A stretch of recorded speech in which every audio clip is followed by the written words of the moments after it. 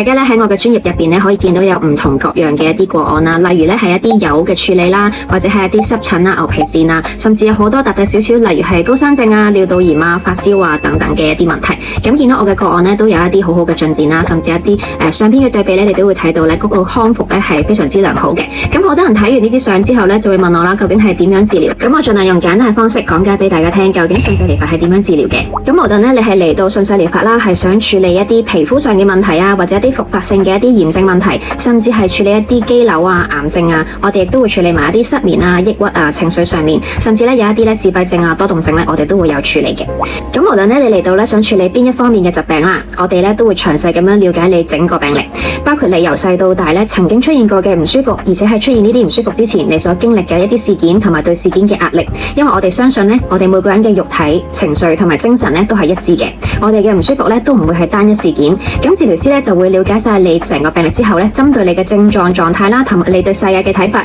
然之後開出體質療劑。